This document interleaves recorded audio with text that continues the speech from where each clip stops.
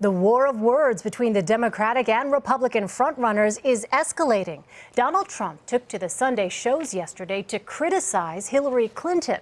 This comes as Bill Clinton is set to hit the campaign trail on behalf of his wife. Well, today, Donald Trump tweeted, "If Hillary thinks she can unleash her husband with his terrible record of women abuse while playing the women's card on me, she's wrong." With us now is Carrie Sheffield, founder of Bold and senior writer for Opportunity Lives. Carrie, thanks for being with us. Thanks. It's so fascinating to watch this. What do you make of this latest round of attacks? Well, I think it's his response to some criticism from Hillary and her team saying that he was sexist or misogynist and too aggressive toward women. So that's his pushback, is to blame her husband. That's what he's trying to do. So he's trying to go on offense instead of defense. Is there a chance that that strategy could backfire? I think that it very well could, simply because Bill Clinton is incredibly popular. I mean, most Americans already know about the scandal. It's decades old at this point. So for him to rehash that, I think the only people who it could rile up is his base. And that could be a strategy that he's going for, but it's going to really hurt him unless he can figure out how to pivot for the general. Things haven't hurt him, though, before, up until this point. I mean, we've been here before where we've talked about, can this hurt him? Might that hurt him? This comment about veterans, this comment about Senator John McCain. Are there things in this you see that are different, perhaps, about this line of attack? Well, I think people are now starting to turn to the general. And, you know, we were talking earlier about whether people will actually come out and vote in the primaries for Donald. That's a very different story from him winning in the polls. But if the polls are true and he does end up eking out a win for the general, to go to the general to get the nomination, it could be very problematic for him because people are not as forgiving in the general as they are in the primary, women in particular. ABC had polling that showed by a 2-to-1 margin, women have a negative view toward him. That's for women more broadly compared to women just in the GOP. So with Donald Trump turning his attention sort of to the general here and attacking Hillary Clinton, what does that mean for the other Republican candidates? Could that give them a little bit of room here to run while Donald Trump is focused ostensibly, at least, on Hillary Clinton? Well, Trump's, his candidates within the Republican Party are very fractured, so he is outpacing them. So I think what we'd have to see is a consolidation of the opposition against him. So we'd have to see people dropping out, like maybe a Jeb dropping out, Chris Christie dropping out. So sort of the more mainstream lane would be consolidated behind someone like a Marco Rubio. That could pose a formidable challenge. But right now, Trump has been able to fend off everyone. First it was Scott Walker, then it was Jeb Bush, and even now Ted Cruz and Ben Carson. So I think that's what he's doing.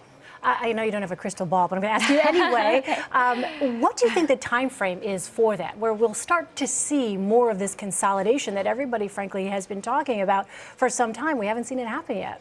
Well, you know, I think people are holding out Jeb, for example. They want to see if, again, Trump's supporters on paper will actually show up in person to vote.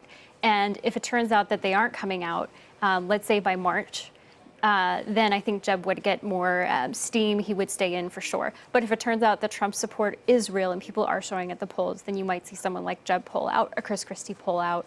It really comes down to, I think, New Hampshire is a very pivotal state. Iowa has been less important in terms of being an indicator of who's going to win the actual nomination. So I think most of the candidates have conceded that to someone like Ben Carson or probably a Ted Cruz. So we'll see. By March, I think we'll have a lot more clarity.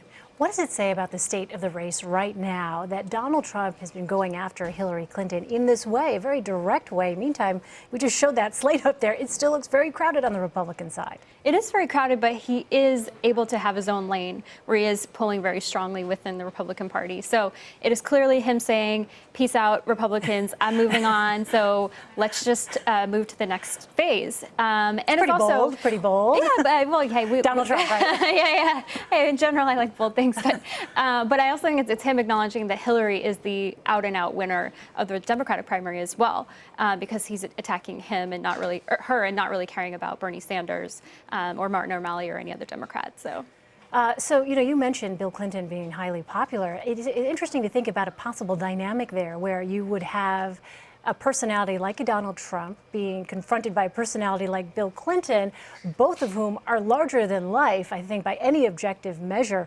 What might that look like? Could it get really ugly? Yeah, no, it's interesting. Well, I personally, as a conservative, I think that Donald Trump would be a terrible candidate for Republicans if they actually want to win. Again, if you look at the polling, you know, Trump always says, I got to win, I got to care about winning.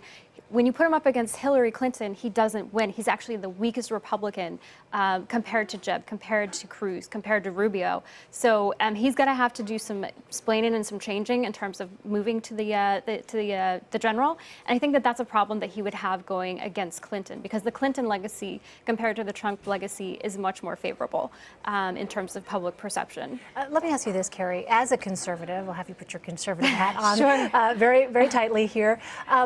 Are there any kind of red flags when you talk about conservative principles, things that you have heard from Donald Trump, from the campaign, that don't seem to comport themselves with the traditional values of a conservative Republican primary voter? Yeah, no, you're absolutely right. I mean, at a personal level, he's been divorced multiple times.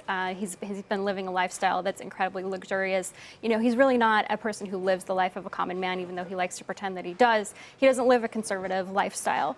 His policies are not conservative, whether that's increasing taxes or supporting the seizing of property rights, whether that's restricting free trade. So these really core conservative principles, like keeping taxes low instead of raising taxes, which he wants to do, he's not a true conservative, which is why he's drawn the ire of people like Charles Krathaumer, George Will, Bill Kristol, kind of the conservative stalwarts who are saying, hey, this really isn't a Ronald Reagan type figure, as much as he says that he is the natural heir to Ronald Reagan. And Ronald Reagan's own descendants have said that Donald Trump is an embarrassment and would be a bad nominee. So that's just my personal opinion. Though, and yet there he is, far ahead of the nearest Republican Right, and to be fair, contender. he's not claiming that he's conservative, and his supporters readily admit that. I think they're just wanting someone who's so far away from the establishment. That's what they want. And they also want someone who is talk strong, talks like they're going to change things completely from what we've seen in the White House. And admittedly, as a conservative, I have not been satisfied with what Barack Obama has done. I think that he's shown considerable weakness in terms of what's happened to American strength around the world, what's happened in the Middle East, the chaos, what's happening against Russia. So I sort of understand why they're upset about the weakness that we've seen coming from the White House as a conservative, but I don't think that Donald Trump is the answer to that. Who is the standard bearer when you look at that field of candidates? Is there someone there who is capable of carrying forward the kind of conservative agenda that you and other conservatives are interested in putting forward in this country? Right. Well, I mean, I haven't personally chosen a horse in this race. I think that there are people who have records, like a Jeb Bush. You know, he was a very conservative governor. He managed his state very well fiscally. I was a bond analyst at Moody's. You know, he got an upgrade while he was governor. I think Is Marco Common Core Rubio, problematic, though, from a conservative standpoint? You know, there were people who said federal government needs to get out when it comes to the issue of education. That's something that needs to be kept at the local level. And Jeb Bush was a supporter of Common Core, obviously. Yeah, no, it's true. Yeah. It's true. And then that's sort of been one kind of red flag against conservatives. But it's just remarkable how, in so many other ways, Jeb Bush is so much more conservative than Donald Trump, and yet he's at 4% in that. Yeah, no, I mean it really comes down to, in so many ways, the showmanship and the personality and just the bravado. People want that. It speaks to them at a very visceral level, and I understand that. As I said, going back to talking about strength or the lack thereof that we've seen, in some ways I think it's just very disappointing to have such a weak presence in the White House now, and to kind of swing the polar opposite. I think most people want something in the middle, and that's something that some of the other candidates are more speaking about, whether it's John Kasich or Marco Rubio. Ted Cruz, is that someone that you look to as perhaps being a potential conservative candidate and someone who could put forth the kind of conservative agenda that you're interested in? It's interesting. I think a lot of observers have said that the race, if Trump's supporters don't actually come to the polls, this is actually going to come down to a Cruz versus Rubio. And that's what's going to happen, that we'll see Trump kind of fade away the way that we've seen Ben Carson fade away. And I think that Cruz, would have been probably too conservative for the most mainstream conservatives or Republicans right now, but because of what Trump's done, he's really changed the mold of what's acceptable. I think that Ted Cruz is more viable because of Donald Trump. All right, a lot of playbooks being rewritten after this election cycle. It's an earthquake. An earthquake, exactly. Carrie Sheffield, founder of Bold and senior writer for Opportunity Lives. Thank you so much for your perspective, Carrie. Thanks. Appreciate Great it. to be here.